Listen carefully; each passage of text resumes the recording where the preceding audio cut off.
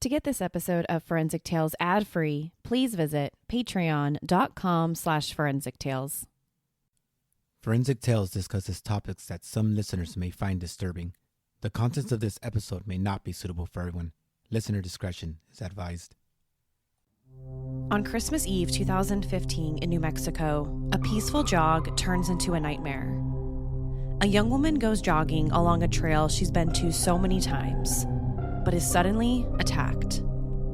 For the next 5 years, her attacker's identity remains a mystery, until investigators in New Mexico try a new forensic technique to try and track him down.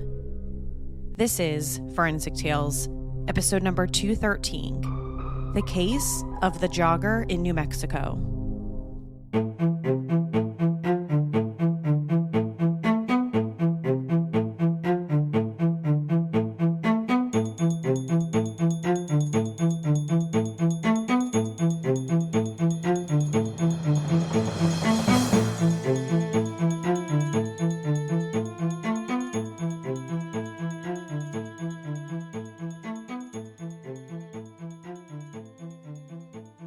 Welcome to Forensic Tales. I'm your host, Courtney Fretwell Areola.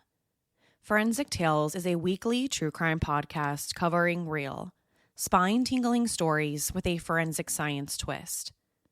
Some cases have been solved with forensic science, while others have turned cold. Every remarkable story sends us a chilling reminder that not all stories have happy endings. As a one-woman show, your support helps me find new compelling cases, conduct in-depth fact-based research, and produce and edit this weekly show. You can support my work in two simple ways. Become a valued patron at patreon.com/Forensic Tales and leave a positive review. Before we get to the episode, we've got 4 new Patreon supporters to thank. Thank you so much to Kathy J., Michaela M., Eileen, and Christina M. for becoming the show's newest supporters on Patreon. Now, let's get to this week's episode.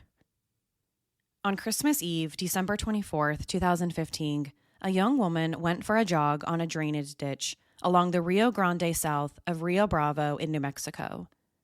The woman went out there that day thinking that it was just going to be like any other jog. Not only was this a popular spot for her, but it was also a popular spot for a lot of local runners. So she went out there that day to go running. She didn't think much about it. She'd get her exercise in and then go about the rest of her Christmas Eve. But that's far from what happened. Before going into too much detail, it's worth mentioning that the victim's name won't be mentioned in this episode. We'll refer to her as the victim because that's how she'd like to remain, and I want to respect that. I also won't get into much detail about who she is or what she's doing now. That Christmas Eve, as she was running her regular route, she saw a guy that caught her attention. He wasn't doing anything suspicious or weird. He just looked like he was out there for a run, just like she was. But there was something about him that just made her spiny senses go off in her head. But once the guy ran past her, she put him out of her mind. A little while later, when she got farther down the trail, she saw the same guy again. Like before, he looked like he was out there exercising. It wouldn't be the first time she came across another runner that day. But this time, he was standing next to a tree and looked like he was talking to someone on the phone. A little weird for him to be on the phone if he's out there for a run. But maybe it was an emergency. But something about him still didn't feel right, and she didn't know what to do. If she turned around and ran back the same way she came in, it would look too obvious. And if he wasn't really out there doing anything wrong, then she thought it might look a little bit weird. So the only way out of there was to run directly past him and the tree. So she took a deep breath and ran past him. But as soon as she did, the man sprinted toward her and tackled her to the ground. There was absolutely nothing she could do at that point. As soon as they were on the ground and he was on top of her, she knew she was in trouble. So she tried to plead with the guy's human side. She told him she was a mother of a young child, and if he killed her or do anything bad to her, he would be leaving a child without its mother. Maybe, just maybe, he had a heart and wouldn't want to do this anymore. But none of this seemed to work or appeal to him. and once they were on the ground, he started sexually assaulting her. At one point during the assault, she saw the guy reach for something in his back pocket. That's when she thought, he's gonna kill me. Surely he's reaching for a gun or maybe a knife, and he's either gonna shoot or stab me to death, and she'd be dead. But to her surprise, he didn't pull out a gun, knife, or any other weapon. He didn't shoot her, he just kept assaulting her. After he was done attacking her, he pulled out his cell phone and did something really strange. He took a picture of her while she was on the ground, partially naked. It was almost like he wanted to take a photo so that he could remember this moment. At first, she tried screaming, hoping someone might hear her. But it was Christmas Eve. There weren't many people out there. Most people were either at home or doing last-minute Christmas shopping. Also, this was a pretty quiet trail. Yes, there were usually other walkers or joggers out there, but it wouldn't be uncommon to run this entire route without seeing a single person. So if someone wanted to commit a crime just like this, well, this would be the perfect spot to do it. So unfortunately, no one heard the screams. As soon as he got off of her, he seemed to run up the river trail back to the bank without saying a single word. So once she thought that he was far enough away, she got up and started running in the opposite direction. This was the moment for her to get away and call for help, not knowing if he was going to come back and try to follow her. Once she was able to get home, she found someone to watch her young child so that she could go find some help. But instead of heading directly to the police station, she decided to go to a crisis rape center in the area.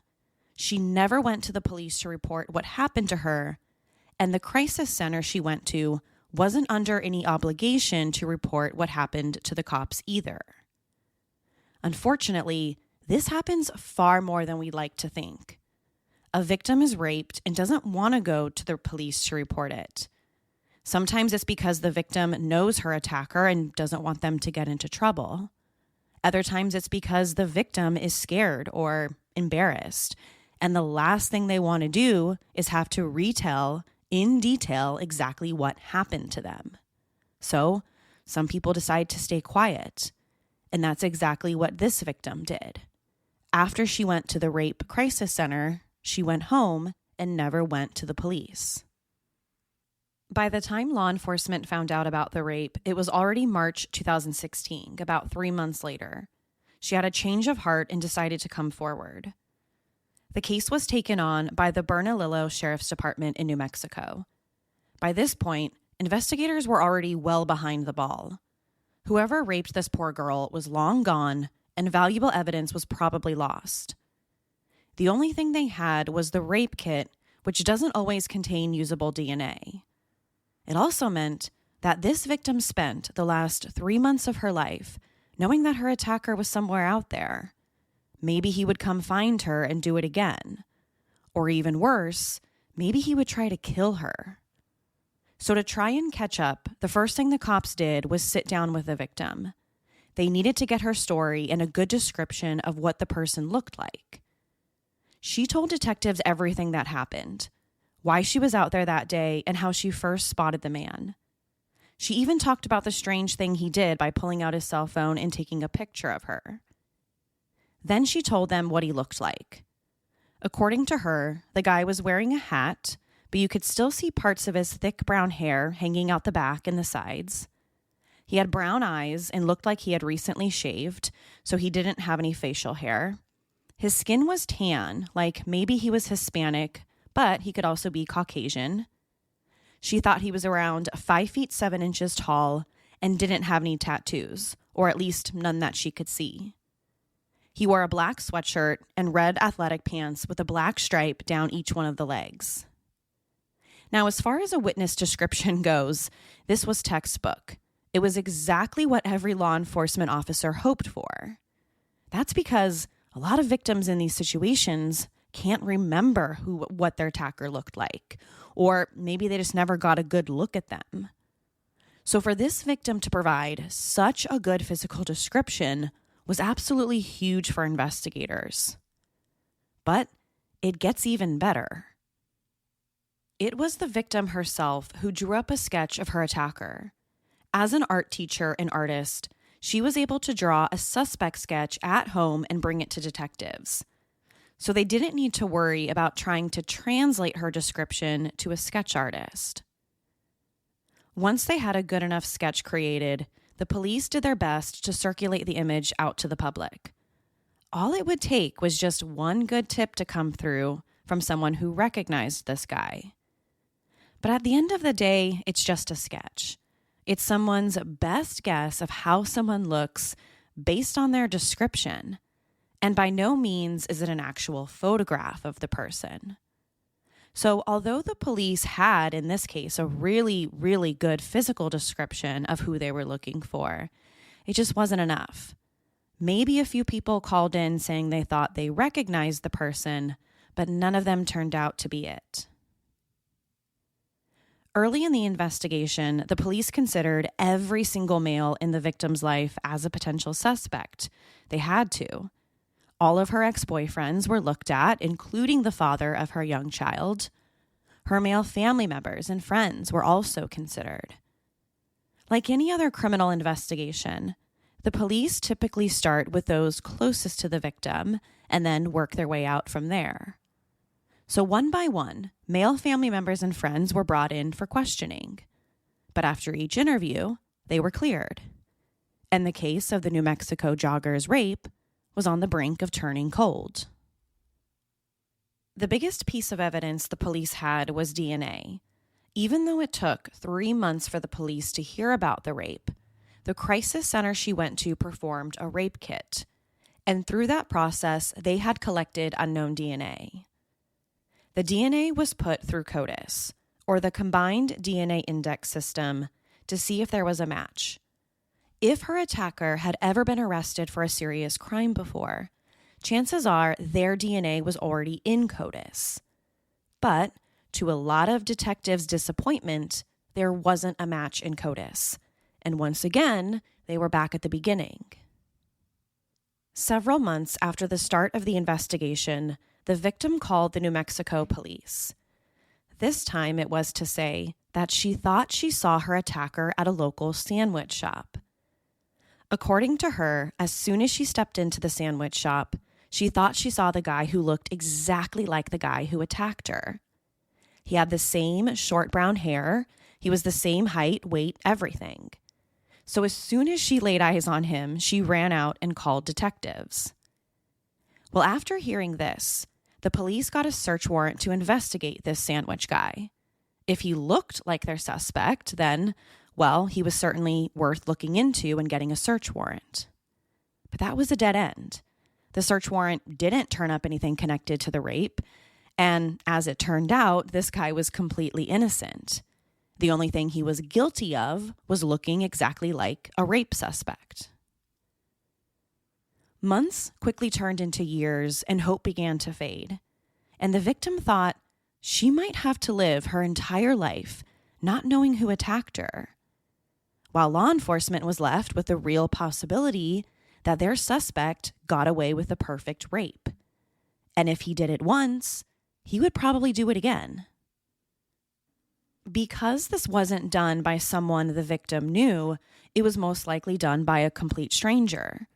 So, what are the chances this was this person's first and only rape? Well, chances are it wasn't. It might have been the first attack, but law enforcement didn't think so. These types of offenders usually strike more than once. It would be extremely rare for this to be just a one-off situation where he only rapes someone once and then never does it again. So the longer they went without making an arrest, the greater fear became that there would be additional victims out there. And as far as the victim is concerned, again, she lived in complete fear.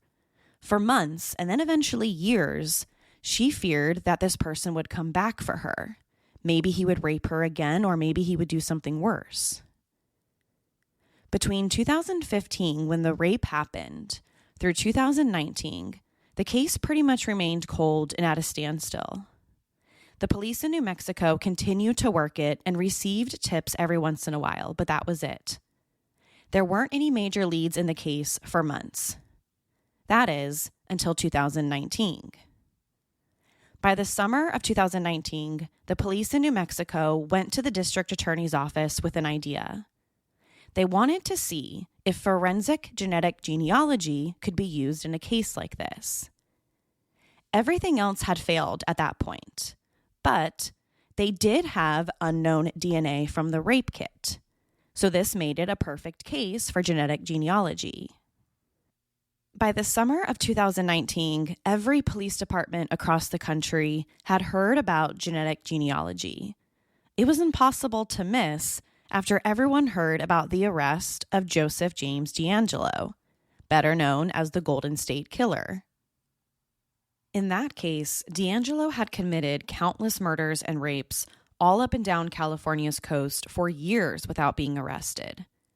In many of the attacks, the police had his DNA, but the problem was trying to identify him.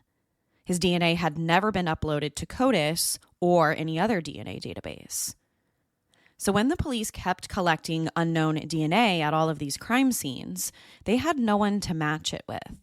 So they turned to genetic genealogy, a process that takes unknown DNA from crime scenes and identifies relatives of the person law enforcement is searching for. So when it came to the New Mexico Jogger case, forensic genetic genealogy was worth a shot. Once the DA had a chance to review the case, they immediately turned it over to the Crime Strategies Unit to begin the process. By August 2019, the police and DA's office had taken the unknown DNA from the rape kit and uploaded it to various public DNA databases, including GEDmatch and Ancestry.com. Now, the first hope is that you'll get an exact match. The suspect had previously uploaded their DNA to one of these consumer websites, and you'll get an instant hit. But that's not usually the case. It's actually very rare for law enforcement to get an exact match this way. Instead, they typically can identify distant relatives of the person they're looking for, a great-great-grandparent or a second or third cousin. In New Mexico, investigators were able to get a list of around 2,000 people who might be related to their suspect, or at least a list of 2,000 people who shared some DNA with him. From that list, they had the incredibly challenging job of narrowing it down to a single person, something that not only can take weeks or months, but sometimes it takes years. So it was like searching for a needle in a haystack. Once the New Mexico police had their list of people with shared DNA, they began narrowing it down until they found someone promising. He wasn't their suspect just yet, but he was someone very close. A second cousin twice removed from the guy who had attacked the jogger. As it turned out, this second cousin, twice removed, was a guy in his 60s living hundreds of miles away in California. But the police felt pretty confident that this wasn't their suspect. He was much too old, plus lived in California and had never been to New Mexico before. So there was no reason for him to be out there jogging in 2015. But it was still something. They finally had a blood relative, even if it was just a second cousin. After a little more digging, the police figured out that this cousin had uploaded his DNA to GEDmatch.com several years earlier. He probably did it so that he could find out more about his relatives, like we usually all do when we submit our DNA. Well, now that his DNA was being used to catch a rapist, because from his DNA, police in New Mexico now had two names for their jogger case: a father and son who just so happened to live in that part of New Mexico. The first one they ruled out was the father. He didn't match the victim's description, and he was a little bit too old. So that left his son, now 23-year-old Angel Gurule, the second cousin twice removed from the person they found on GEDmatch. just like with everyone else, the police needed to rule him out. Just because he had shared DNA didn't mean he was the perp. But before they could get his DNA to be tested, the police started to wonder if this could finally be their guy. When the assault happened, Angel would have been 18 years old, the perfect age to do this. He also matched the victim's description: dark brown hair, brown eyes, the same body type, and no facial hair or tattoos. But before any arrests could be made, the police needed to be sure. Investigators needed a sample of his DNA to compare against the DNA from the victim's rape kit. So to get his DNA, the police came up with a plan.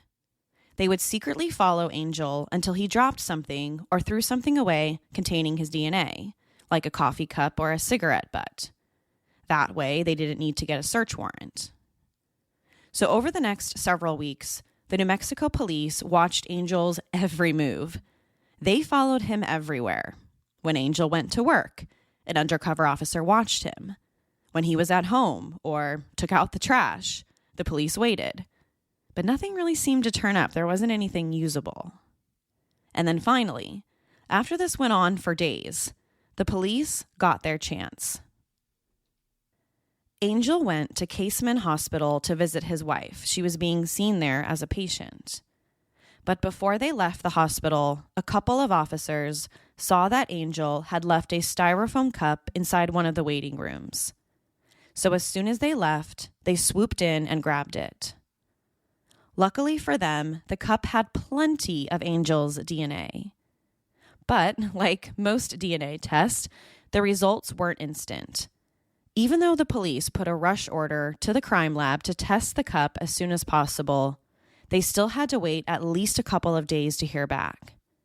And while they waited, everyone was on pins and needles. But in the end, the wait was well worth it. The results were a match. Angel Garule's DNA matched the DNA from the Jogger's rape kit 5 years earlier. Angel Garule's identification was absolutely huge for law enforcement agencies all across New Mexico. This was the first of its kind. It was the first time law enforcement had used forensic genetic genealogy to arrest someone in a rape investigation. Up until that point, most agencies just relied on the suspect's DNA being in CODIS. Once genetic genealogy had identified Angel, the police were now able to arrest him. When officers showed up on his front doorstep, he didn't seem too surprised. Maybe he had been waiting for this day to come. Instead of putting up any kind of fight, he simply put his hands behind his back. During his entire interview, Angel was extremely cooperative. He didn't argue with anyone and answered any questions the interviews threw at him. He even agreed to go with them to the running trail where the assault happened, so that detectives could fully understand what exactly happened that day. Now, maybe Angel was a little naive for being so cooperative with the police. Maybe he didn't know he didn't have to answer any of their questions if he didn't want to, and he could have simply stopped the interview by asking for a lawyer. Or maybe he was ready to face the music and finally come clean. Let's not forget, it had already been 5 years. So for the past 5 years, he's also had to live with this. When detectives asked him why he did it, he didn't really seem to have an answer. He just said this young woman came running past him. She was by herself. And at that moment, he decided to follow her, and then he decided to attack her. He said he didn't go to the running trail that day to commit a rape. It was just something that happened. He didn't even know who this woman was. She wasn't a friend or anything, and he had never seen her before in his life. That was the first time that they had ever met. And as far as guilt was concerned, he told the officers he felt really bad about what happened. He's had to think and live with this for the last 5 years. Now, of course, his feelings are nothing compared to the victim's feelings, who has also had to live with this for the past 5 years. So there wasn't too much sympathy for Angel Garule or his feelings. Detectives also asked him about the photo, the one he took of the victim while she was naked and he was assaulting her. And this is what he said. It was a trophy. He wanted to capture the moment. Although he claimed it wasn't planned or premeditated, he needed something to remember this moment. Instead of going to trial, Angel agreed to a plea deal with prosecutors and agreed to plead guilty to 2 counts of rape. Instead of facing up to 80 years in prison, Angel walked away with only a 12-year sentence for agreeing to plead guilty. That means he could be released from prison when he's still in his 30s, with plenty of life ahead of him. He's also required to undergo behavioral health treatment while incarcerated. But is 12 years a really justified sentence? Especially when he was facing up to 80 years behind bars if he didn't take the plea deal. Well, if you ask the victim or many other rape victims, they would probably say no. 12 years in prison isn't nearly long enough for an admitted rapist. Even when you consider how young someone like Angel Gurule is. Again, he's probably only going to be in his 30s by the time he's paroled or released from prison. And that means he's got his entire life ahead of him, even though he'll forever be labeled as a convicted felon and a sexual predator. He still has his whole life ahead of him. Another reason why he might have gotten this sentence was because of his cooperation. Not just during his police interview, but even after his arrest. He was also cooperative with the judge and prosecutors. And even at his sentencing hearing, he expressed remorse for what he had done, saying in part, quote, "I am completely sorry for what I committed. I am sorry to my victim. I completely blame myself." End quote. Some of Angel's background and childhood might have also been considered, especially during his sentencing. When Angel was only 2 months old, his father was accused of killing his then 2-year-old older brother. And after that, Angel was sent to go live with a family in foster care. He was eventually adopted by a family and ended up in New Mexico. But the abuse didn't really stop in his life even after he was adopted. So when it came to sentencing, his defense lawyers were really able to argue that there should be some mitigating factors to consider. Some might agree with it, while others might not. Now, here's where there might have been some additional aggravating factors beyond the crime itself.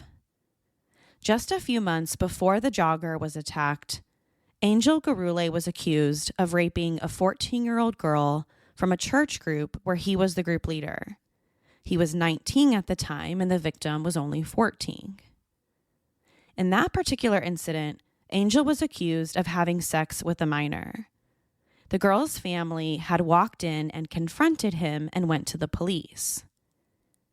The cops took the used bed sheets that they were both on to have them tested, and they took statements from the family members and the minor herself. But that's where the investigation seemed to suddenly stop.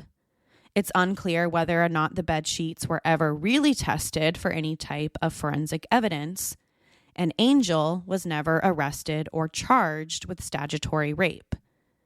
This incident only really came to light after he was arrested in the Jogger's case. But it definitely shows a pattern of behavior. This wasn't the first time Angel Gurule committed a sex offense. Today, Angel Gurule is serving his sentence in a New Mexico prison facility. He's been ordered to serve 12 years and will be required to be on probation for several more years once he's finally released. Will he be rehabilitated and never offend again? Only time will tell. As far as this case goes, it's become a landmark case for the entire state of New Mexico. It's become the first of its kind to be solved through forensic genetic genealogy. Without it, a rapist might still be on the streets and able to reoffend. But because a relative had submitted his DNA to a public database, law enforcement was able to identify their suspect. And hopefully, before any more victims are harmed, law enforcement can use genetic genealogy to solve rapes, murders, and the most heinous of crimes. To share your thoughts on the story, be sure to follow the show on Instagram and Facebook. To find out what I think about the case, sign up to become a patron at patreon.com/forensictales. After each episode, I release a bonus episode where I share my personal thoughts and opinions about the case.